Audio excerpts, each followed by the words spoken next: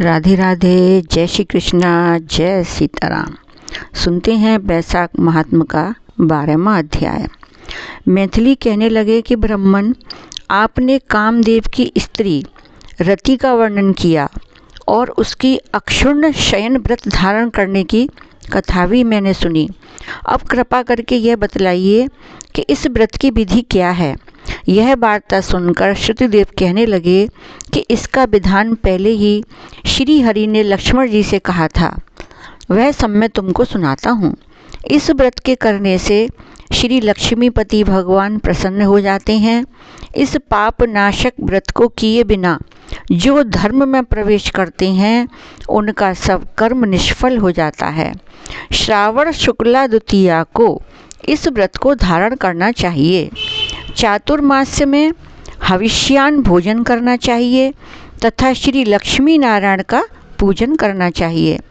चातुर्मास्य व्यतीत होने पर विधिवत इसका पालन करना चाहिए। किसी ब्राह्मण को जूते दो, सोने या चांदी की मनोहर मूर्ति बनावें, पीतांबर से उसको शोभायमान करें, सफ़ेद पुष्प और सुगंधित द्रव्यों से उसका पूजन करें।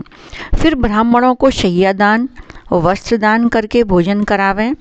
ब्राह्मण और ब्राह्मणी दोनों को संग भोजन करा के दक्षिणा दें। इस प्रकार 4 मास तक पूजन करें।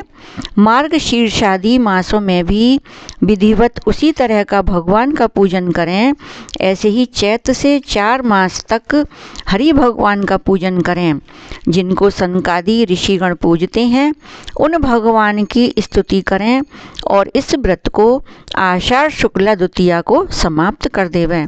ओम नमो नारायण इस मंत्र से हवन करें। चैत्रादि मास में पुरुष सूक्त से हवन करें।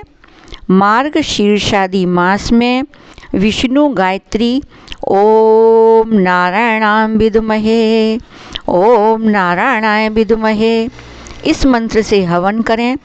श्रुतिदेव कहते हैं कि हे राजन, यह व्रत मैंने तुमसे विस्तार पूर्वक कहा। इसको करने से जगन्नाथ भगवान प्रसन्न होते हैं और उनकी प्रसन्नता से अनेक सुख तथा संतान की वृद्धि होती है।